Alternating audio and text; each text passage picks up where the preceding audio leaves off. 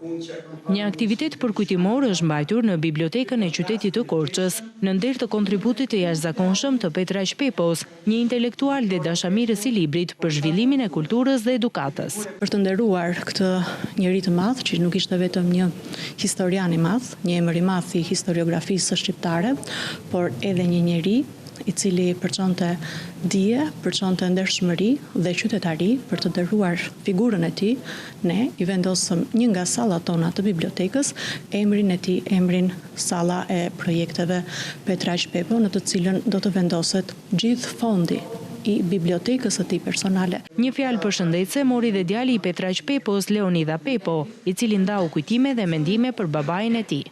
Mbas vdekjes babait, ai e kishte lënë në të vërtetë që të dhuronte bibliotekën në Korçë. Korçën e kishte të veçantë. Kështu që ne prandaj e dhuruam.